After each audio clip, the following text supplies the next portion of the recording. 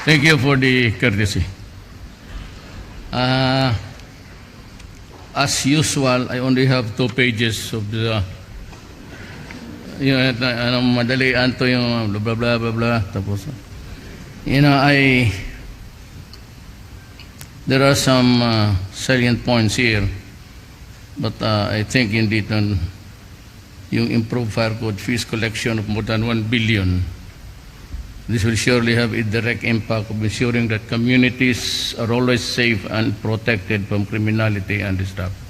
I will dispense with the other parts of the speech because may ipapasa ako sa inyo. One is that I intend to build a strong country, but I have to start with your armed forces, police, at kayo. All those connected, those in government especially connected in the protection of lives and property. Pare-pareho. You are no less important than the other, or as important as the other branches of government. Kaya you can be very sure, as I have promised also the soldiers and the police, that you will have the proper priority in spending. Kaya yung mga sweldo ninyo lumaki na. Double the amount, and by the year's end, if you look at your paychecks now, it's growing and growing. By the year's end, pare-pareho na kayo, halos dublado na ang sweldo ninyo. And sana po with that also our dedication to the public. Alam mo, bakit sabi ko, ko ito, because we have always been hampered with corruption. Lahat. And I am sorry to say, I do not want to talk about it. But sometimes I have to stress the point. Lahat to nang dumaan dito sa Davao, George, sila lahat. They were my mga police ko noon sa Davao. Si General Coy was my chief of police, the city police director noon. Alam mo, hindi na lang ako magyabang. I do not want to talk about myself, but if you would want really to know me, tanungin na lang ninyo yung mga police, pati yung mga bumbero na dumaan sa Davao. Malaman na ninyo how I deal with my co-workers in government. Una-una, I am really stickler for, but simply what is just right. Kung ano lang yung tama, not extra right or ultra right, just right. Pag nandiyan kayo sa legal, pati right and legal, wala talaga yung problema. Now, the matter of improving the services of the Fire Bureau, itong masasabi ko, you will have the best of everything. I have criticized publicly this practice of COA on insisting itong lowest bid. Alam mo, pagka pinayagan ko yan sa panahon ko, you will just also feel the same the way it was or where years ago, gano'n ang ano. I do not want that to happen to me. Sabi ko, when you buy the best. Pero wag naman yung kalukuhan, magpunta ka pa sa ibang. Ang aking yung 911 ko sa Davao, dapat mapunta kayo at panuorin ninyo. It's really complete. It should be the ideal Bureau of Fire. Dapat yan. But for the simple reason that there is a division or boundary in our functions, lalo na sa national pati vis-a-vis sa local.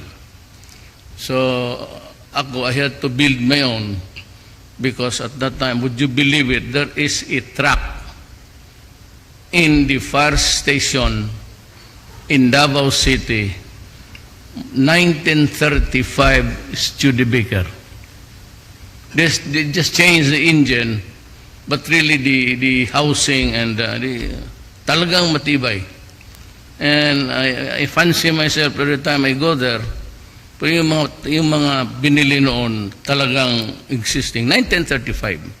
So when Davao City was occupied by the Japanese, it was already there. Pero ano lang yung engine, I think it's a diesel one. But what I'm really saying is that ngayon, hingiin na ninyo yung the best at ibibigay ko. Ganon rin sa military pati police. I will not, yung pili ng lowest bid, alam mo yung lowest bid, that is the source of corruption in the country for so many years now. Kasi yung lowest bid, yung ibabagsak niya yung presyo at he will deliver the worst. Kaya sabi, bakit nasira ito? Lowest bid. What do you expect? He promises procurement team will promise meron ka nito. So meron ka ng 10%. Magpunta pa doon sa terer. Magpunta pa doon sa mayor. Na nakawan pa, anong matitira? Yung bid talagang, I would not particularize the country, but itong aking Isuzu ako sa Davao. And you will see that I was mayor for right after kasi si Inday na yung anak ko ang nagkumpleto yung pati yung sa Davao mga kameras. Puro Isuzu ako, puro sa awa ng Diyos, okay pa. And at that time, I did not spend more than 4 million. At maganda pa hanggang ngayon because ang sekreto kasi sa is the maintenance. Maintenance talaga yan. Sa Davao, I assigned kasi 911. Hilig rin niya eh. Medyo may pera ito, ba't hilig niya yung mga gano'n na trabaho. So, si Panyol, so we're better off than the others. And of course, I have the support of the Bureau of Fire. I just remember once, dumaan ako sa GSIS, tapos may sunog dyan sa likod ng sabungan ng mga bahay dyan. Nandyan lang ako sa GSIS, dumaan ako doon sa istasyon. Wala akong makita ang tao, puro manok. Saan ang bumbero dito? Kasi baka nagsabong, putang. Sabi ko sa polis, putulin mo lahat yung manok na, putulan mo ng ulo. Parang, sa itong, hinintay ko nagsabong nga. Kuyawa ka. Well, anyway, pag-usapan yung relasyon natin. I always treat my co-worker in government, even if I'm president, pare-pareho lang tayo. We serve the people. Ang masahan ninyo is that kung ano ang inyo, ma-enjoy talaga. I will see to it na kung ano yung nasa budget will go to you and you will have the best. And you will have the quality that you want. You just insist on me na yun, and I will take your word for it, and I will buy it. I will not be bound by yung lowest bid, kasi ayaw ko nga maging parte ako sa korupsyon, sinabi ko sa kuwa. Don't force me to be a party to a corruption every transaction. You go for the lowest bid, because it is always a product of corruption. Plain and simple. Huwag ninyo akong isali dyan. Ngayong mga pulis, sabi ko, they're only allowed, baski kayo, yung yung tama lang. Yung sa pulis, sabi ko, you have only two sources to buy your, I will not name the country, you're only limited to two sources. Yung sa want quality. Ayaw ko ng iba kung saan kayo mabili kasi una-una spare parts. Yung na-deliver na ngayon, I don't know if it's working well for the system now, but kung magbili kayo ng, even in the ordering of spare parts, malayo masyado yung magpunta pa kayo ng Europe, magbili kayo doon ng God, I think it was not really proper. I would not say that it's a source of graft. Pero hindi talaga tama. Bilang 18 million, I can buy 3. Pinilit ng kaya nung dumaanan nyo na secretary, I had to fire him. There was this document, yung purchases in the past. But there is this document because a case was filed against those trucks that you bought from Austria. May kaso eh. Even if there is no restraining order, to which I also hate, and I call the attention of the mga judges, the Supreme Court, na huwag kayo TRO ng TRO dyan, lalo na yung mga projects. But ito walang TRO, but there was a question of price. And simply of overprice. Na ngayon, may memo. So I expected you, if you are there, if you are the chief of office, and there is a memo advising you to proceed with caution, and do not at this time do it, pupunta ka doon, magpirma ka, despite or in spite of that memo sent you. Tapos tinanong ko, sabi niya, wala siyang natanggap. When in fact, it was really a memo from his office sa legal niya. Kaya ako sabi ko, that's not the kind of behavior that I expected from you. Isa pa yung, tanungin mo lang mga taga Davao. There was never a time, except when there are emergencies of wars, that nakita mo ako sa Davao magsirin-sirin kung saan mo punta. Wala akong mga escort na police. When of course, yung may dadating na bisita, pero kung sabihin mo naglalakad lang ako, nagmumotor ako gabi, ako lang mag-isa. And here comes a guy. We had this symposium. Pagpasok pa lang niya, 10 pulis na ka-uniforme. Aside from this, and those who were in civilian attire. Ako naman, hindi naman ako inggitiro kasi ayaw ko nga. Pag-alis, nagsirin pa. Sabi, this is bullshit. This is bullshit. Wala sa Davao gumawa ganun. Walang. I fired one lawyer for using. Kasi ni Harry going to court. He was representing the city of Davao. He was using his siren. Sabi ko talaga, you're fired. Sabi niya, malilate ako sa court. Then you should go earlier. I was once a prosecutor. I report to the court every day. I do trial every day. Bakit nandoon ako pag-start ang trial? Kayong mga... Kaya ayaw ko yung sa Bisaya hilasan ko.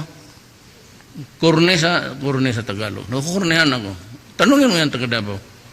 I do not want a display of... Simple lang tayo lahat. But pero sabi ko, I want the best. Kasi ayaw ko yung madihado ang gobyerno. Now, when I was mayor, kilala ako nila Bato. Kilala ako nila Kinsay.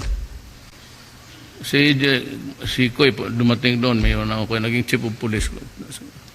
Kilala ako nito, si Bato, I was just a prosecutor, then I was a first lieutenant, kakagraduate lang ng PMA. Ako yung ninong niya sa kasal, kaya marunong mamili ng misis eh.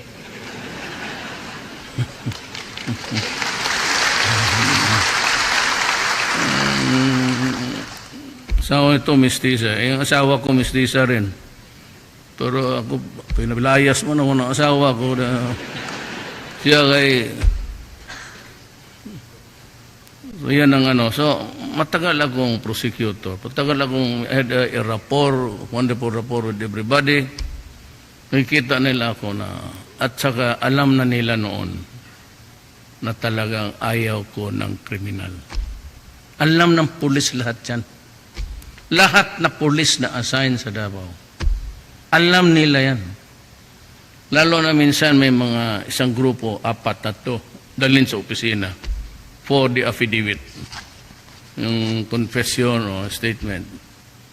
Tapos punta yan sila noon. Ako yung paborito nila na piskal. Ako lang rin nagdidepensa sa kanila. Pagka gano'n, sige, pirma. Totoo to? Totoo. Lahat. Oh.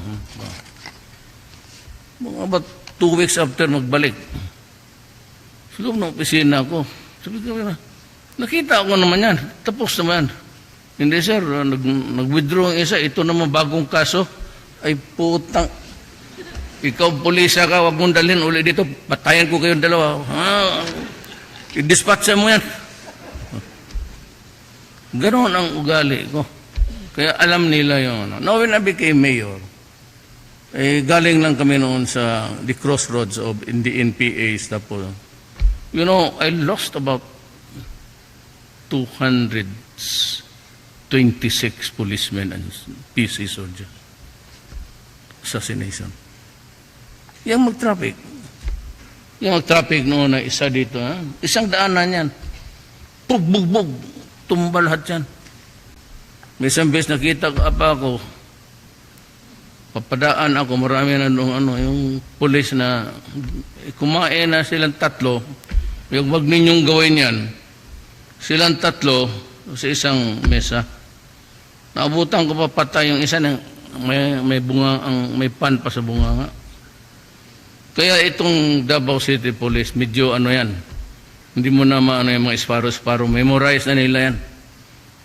Kayo, pag baka magdating, if ever, buntayan lang ninyo, silip lang kayo paglabas.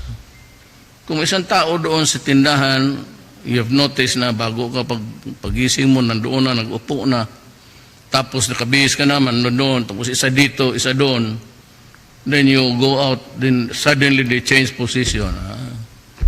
Yan yung mga ganon. Pero alam ko nakatalikod kayo.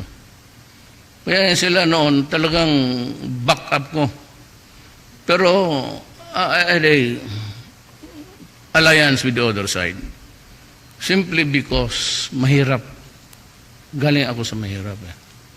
So, dumating kami ng Davao 1949, we really had to, it was a long grinding, demolish pa yung bahay namin. So yung social impact noon, nakikita ko, migrants lang kami. We were poor, that's why we had to go to Davao. May na-influensya rin ako doon, kaya kita mo sa left, blow hot and cold kami, nag-uusap kami. Pero I'm the only one sa buong Pilipinas na pwedeng pumunta ng teritoryo ng komunista. Wala yung takot-takot nila. Hindi ako papatayin yan. Katakot na lang yan. Wala yan sila yung makausap. So, parang gano, hot and cold kami. Pero talagang sabi ko na, every time, ayan, si Bato, sabi ko lang 50, pabalik-balik ako sa bukid mo kuha ng hostage. Meron. Pati Bureau of Fire, pati yung lahat, yung mga tsambahan ng I used to fly almost every week. Kukuha ako ng hostage na police, na soldier. Pero itong tandaan ninyo, ha? Ito'y tandaan ninyo mabuti. Mabuti may mga... Pagka sa intelligence ka, automatic yan. They'll kill you. The last time, isang intelligence, isang retirable, at sambahan dyan sa Bukidnon, Davao Road. Kinawa ko si Bong. Kung pag-usapan mo, retirable na yung isa. Yung isa is intelligence. Sinabi talaga sa amin. Alam na mga bumbero yan taga Davao. May release namin itong matanda, retirable, pero itong intelligence, huwag mo na lang asahan. Ibig sabihin, diretso yan. Kaya kayo kung asahin sa intelligence, talagang be careful. Be extra careful. Kaya ang mga siguro, ilan ba kayong lahat ng bumbero? Kasi lahat ng army, yung binibigay ko na baril, yung awardees ngayon, kanila na yun . Inyo na yan, 45 yan.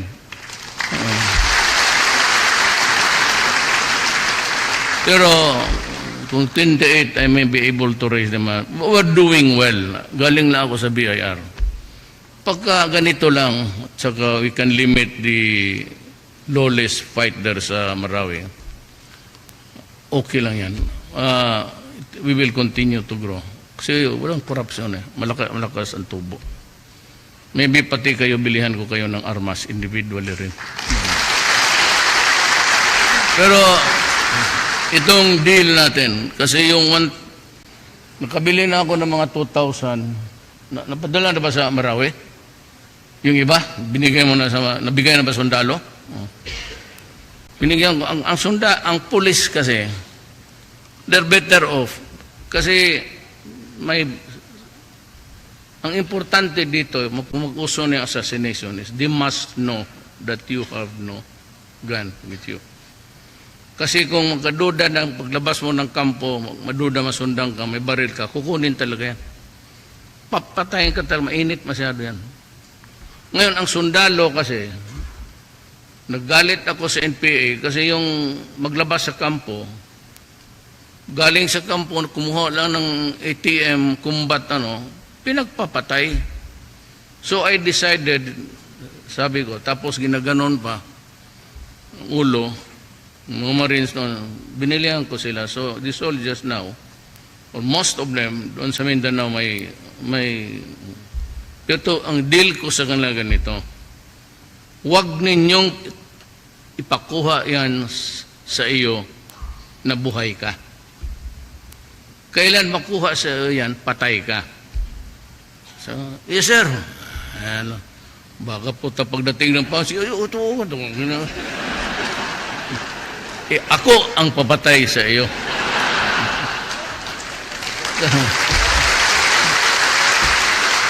Kasi ganito yan eh.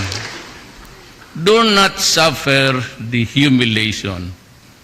Na kung makapture ka, kagaya sa South, makapture ka na, gawain kang baboy doon sa kampo nila, tapos pagdating ng panahon, kuha ng video, tapos iganon ka sa kamera, luluglugin ka. Do not allow yourself to die in humiliation. Kaya sabi ko sa mga army, tatlong magasin yan. Huwag mong ubusin yung pang-last na magasin. Bakit? Para iyo yan. Totoo. Kung wala ka lang, makorner ka na, di ganunin mo na lang. Sige. Okay, ganun mo, patayin mo lang ako, fuck you kita.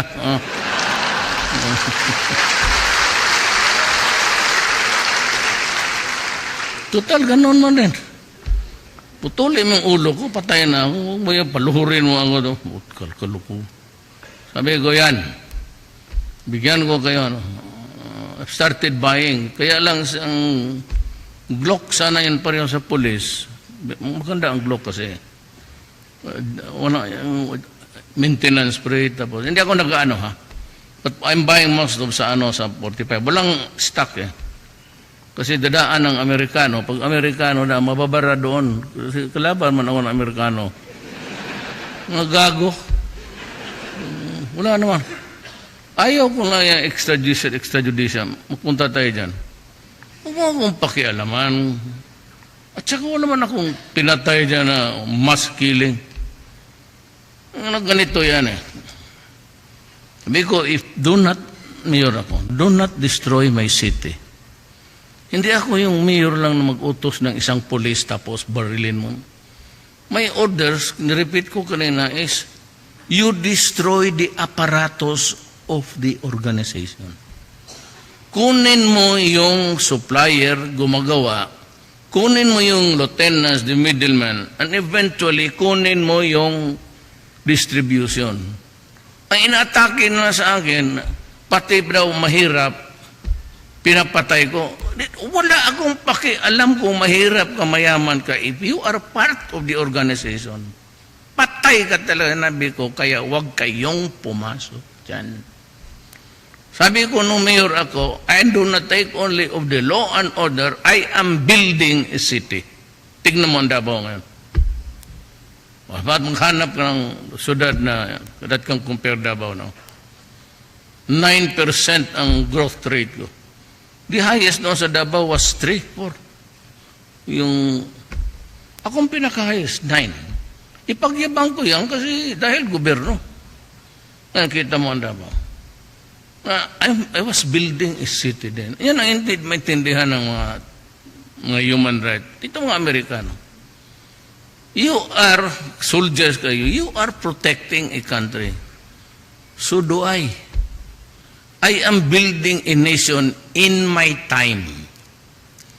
Kaya sabi ko, same order. Destroy. I'm not saying killing. Destroy the apparatus of the organization engaged in Shabu. Katigas pa lang ulo ninyo. Anong ibig sabihin yan? Kung mamatay ka, that is destruction. That is part of the territory of the order. Kaya ako nagipag-away kung sino dyan, hindi lang nila alam. Ito si Pinoy, sabi niya, walang nangyari kay 1 million. Doon siya kumuha ng Ugokre na chairman ng Dangerous Board. Tingnan mo, kayo, kay Bato, ang nag-surrender 1 million. How about yung figure ni Santiago when he was had running PDEA? Di ba sabi niya 3 million? 92% of the barangays in the entire Philippines was already affected or contaminated with Shabu. Anong gawin kung akong presidente? With that with the sheer number, talagang you should start to worry about whether or not makasurvive pa ang next generation. Tayo hindi na tayo maloko eh. Ang delikado nito, you place in jeopardy the next generation of Filipinos. Kasabi kong sirain kay kami dito, itong grupo na ito ngayon, walang milyonaryo dito, walang pera dito na they will wallow in luxury after retiring. Sanay lang ito sa tubig eh. Baka tubig lang ang inumin niya lang dyan sa... Who will buy my medicines? Sino yung susubo sa babunganga ko, sa lugaw ko kung hindi ko nakaya? Sino magbili ng medisina ko? Sino magsangla ng mga propiedad nila kung kulang ang pambayad sa ospital? Di ba mga anak namin? Wala namang asindero. Wala akong nabalita ang asindero dito na pumbero o pulis. Kaya putang ina, huwag mo akong lukuhin na. I am trying to build and protect a nation. So do not me. Mahirap yan eh. Marami na sinabi na sa inyo, hinto. 2 months ago, pinatawag ko lahat, mas marami pa sa inyo, lahat ng mayor ng Pilipinas. 3 batches sila. Sinabi ko, huwag ninyo akong lukuhin. Putang ina, yayariin ko talaga kayo. 3, tapos ang last governors. Sabi ko, pasensya niya ang bunganga. Pardon well, si habit actually. Sabi ko, huwag kayong pumasok dyan. Putang ina, yayariin ko talaga kayo. Ayaw ninyong marinig. Bahala kayo. Nasa inyo yan.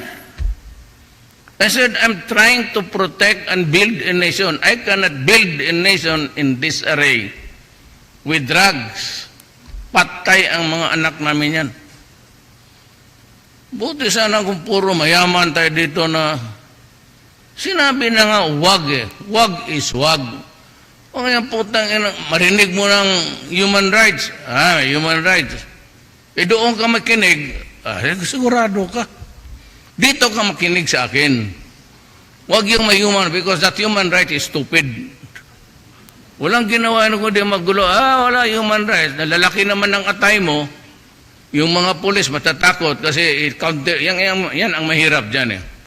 Baski na totoo, hindi nila ito alam eh, hoy, makinig kayo mga ugok. Patay ikaw, Presidente, ex-President Aquino. Karamihan ng pulis takot sa kaso. Kasi yung kaso, pati ito sila, magkakaso, Suspended yan, wala ng pagkain sa mesa kinabukasan. Alam ba ninyo yan? Kaya lahat ng pulis sa Davao, ako ang nagasweldo pag masuspend. Ako ang nagabigay ng sweldo, ako ang nagabigay ng pagkain. Kasi kung hindi mo gano'n, mapuputol yung buhay nila sa, yung anak nila, hindi na maki-eskwela. Walang pagkain. Di iwanan ka ng asawa mo maganda. Magpunta doon sa gwapo na may pera. Nakita mo yung the social cost. Pati yung drug. Once the father is placed behind bars, or the mother, there is already a dysfunctional family. Pag nawalang isa dyan, may anak na sa prisuan o nasa labas na kulungog nga. These are the things that would create a dysfunction sa buhay ng isang Pilipino. Ang ayaw ko pa dyan, mayroon dito yung iba, millions of them. They go out to another country, work their ass to death. Ilang beses nabasa natin pinapakain sa kanila lamaw. And they are only allowed to sleep 3 hours a day. Yung iba inaabuso pa. Ginagamit pa. Hindi yung pamilya, yung nanay, yung tatay, pati yung mga anak. And they endure the humiliation. They endure the trabaho lang sila, bahala na, ang tuson lang namo, tiisin namin yan, kasi we need to send money to the Philippines for the schooling of your children. Pagdating dito sa mga anak, walang tatay, walang nanay, yung isa na sa isang, so, ang nandiyan mga lula, they start to go wayward. Ganoon ang Pilipino pag walang nagsusupervise sa tatay, nanay, dysfunctional talaga yan. So, very easy for these children to go wayward. So, what happens? Pagbalik nila, wala nakatapos, naubos na yung pinadala nila, at may mga anak pa silang gunggong. Kung ikaw ang presidente, maligayahan ka niyan. Kung ako ang presidente, magpunta ako doon, nakita ko na umiiyak sa hirap. Tapos, ginagamit pa ng, sir, ginaganon kami na. Eh, kung ibang, wala akong pakialam sa ibang tao, puta ka pagka-Pilipino, gagantihan talaga kita. Yun ang mahirap niya. Buti nakinig yung mga media. Pasa ninyo yan. Yan ang sakit ng loob ko. The indignity that they suffer and how it develops after that. Kaya huwag kayong mag-ano, kasi ako nasasaktan.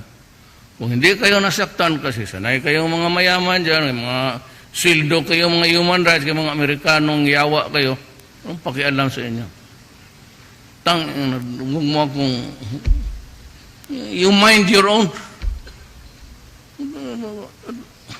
Nakikialam ka dito, tapos bomba kayo ng bomba dyan sa Iraq kung saan, maraming patay, ospital ng mga bata, tamaan, wala naman kayong suri. You went to Iraq to fight against Saddam. The excuse was weapons of mass destruction. Pagdating ninyo doon, wala. Anong klase kayong utak eh? Tapos pakialamin ninyo ang akin, puta dito, imbestiga, mas marunong. Yan ang hindi ninyo alam. Ang sakit ng loob ko dahil ako ang presidente. Kung wala lang man akong magawa sa kapwa-tao ko, putang ina, dapat mamatay na ako ngayon. Inutil ako na pagkatao kung gano'n.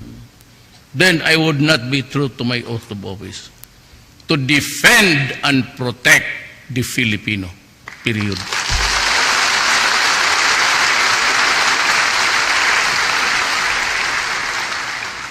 No, if everybody wants me to act as a statesman, I can. I can be a statesman at any time. It's just a matter of pronunciation, and of course, you go back to your diction. And that is it. When they say that I will not be accepted in this country because there are protests against me, fine. I want to die if I don't go to your place. God damn it, shit.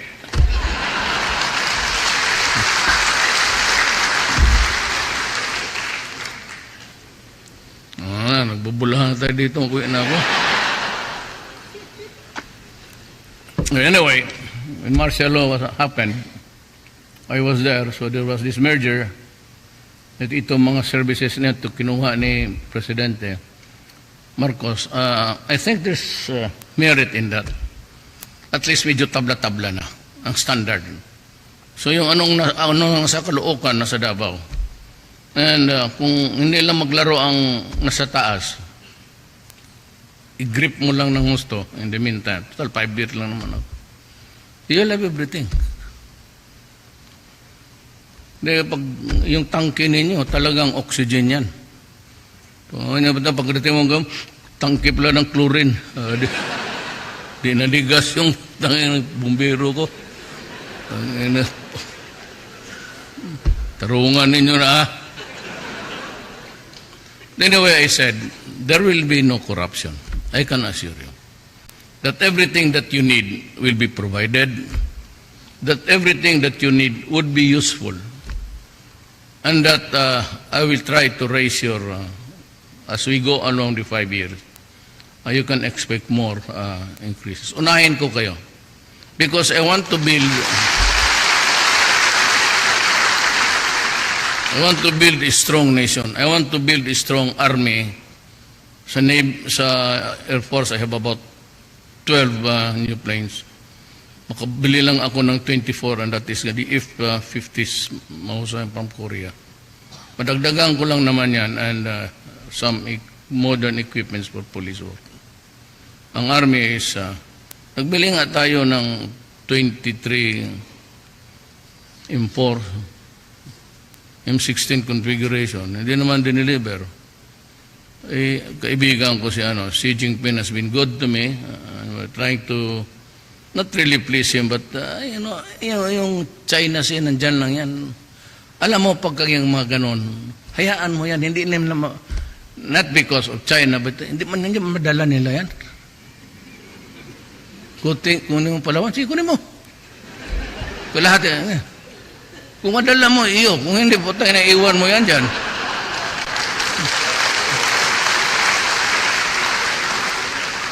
Ngayon, sabi natin, we are not prepared. Ako sino mga, andoon si Bong, Lorenzana, Anyo, lahat, doon sa bilateral.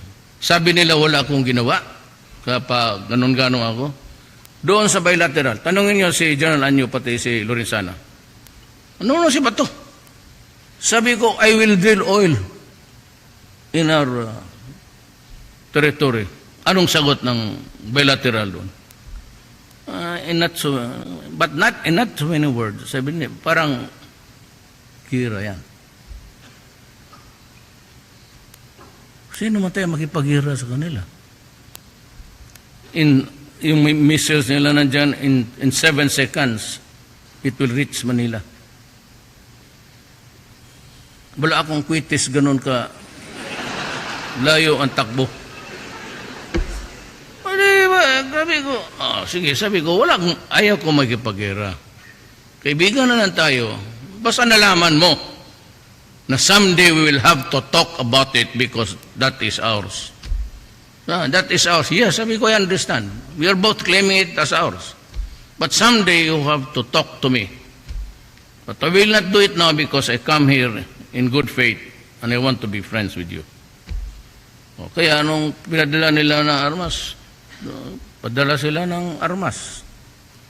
Ngayon may shipment tayo sa September, dadating na naman ang second month. Libre. Lalaway lang. Kaysa makipag-away ka doon. Maya sabihin pa, kulong mo yung yawa na yan. Hindi na ako makauwi dito. Paano yung ano ko? Ay, yun nga ba, akala nito, ako dinaritso ko. Wala ako yung papel na claim, gano'n. Wala, sinabi ko, I will drill oil in our territory. There. Sabi niya, alam mo, gano'n, mahaba ng istorya. Tapos, in the end, parang talaga namin, gira, ito. Sabi ko, no, I am not looking for one. Kapag akala siguro nila, naging kasi lang taga Mindakala na taga Bukid, putang, mas bright ako. Kaya ko mas bright kaya sa akin, bakit ako ang presidente?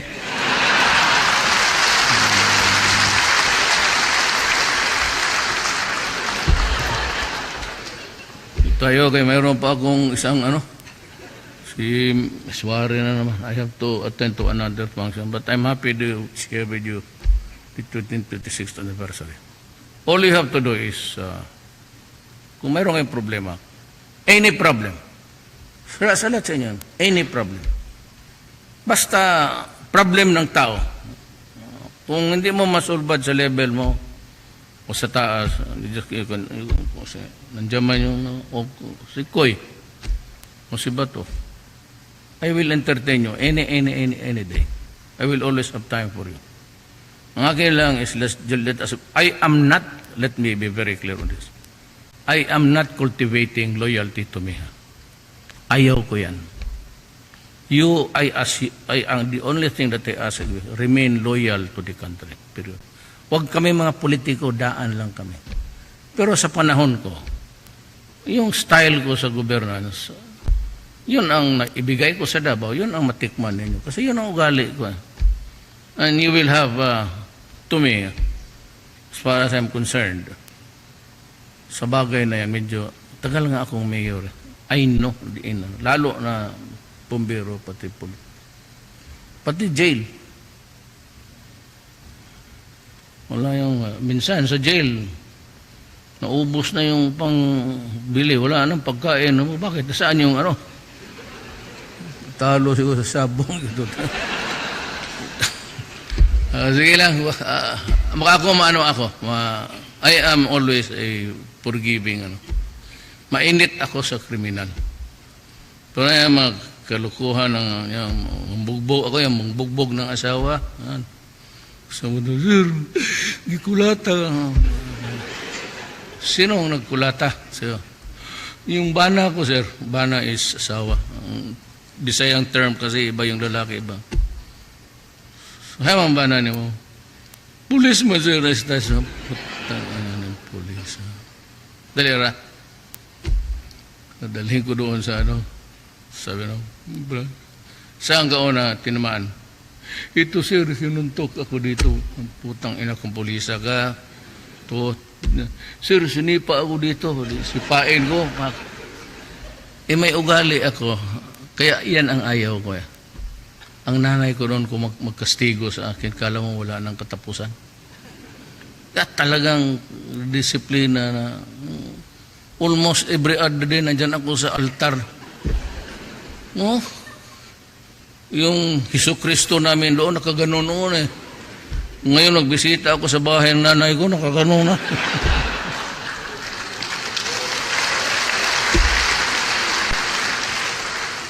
Ngayon mas naawa ako sa Diyos, kaya yung Diyos naawa sa akin.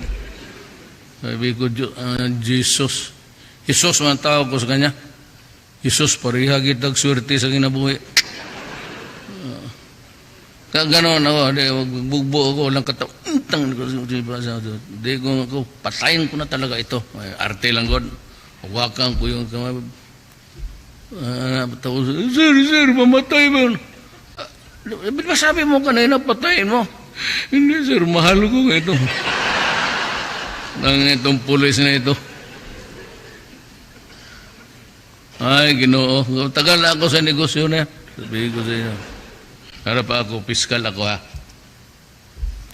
Sabi ko, do you have an affidavit on file? Kasi kami mga piskal, if you notice, lahat kami ready. Lahat ng kasong kriminal, yung araw na yan, amin yan. Pag sabi, people of the Philippines versus Soriano, Andres Soriano, nandiyan ka. Pag sabi ko nandiyan ka, ready sir. Wala nang practice yan. Sa karami. Kita mo yung sa kaso, people unahin yung... So, sabi ko, may affidavit ka? Do you have an affidavit on file? Yes. Where is it? Sir, it's baka sa record. Tingnan ko. Oh, is this your signature? Totoo to? Lahat? Lahat na ito, walang sinungaling. Sabi agad niya, Piskal, ano man sabihin ko yung sa affidavit o yung totoo? Putang ina police. Yung experience ko sa mga taga-gobyerno, bombero, ganun rin.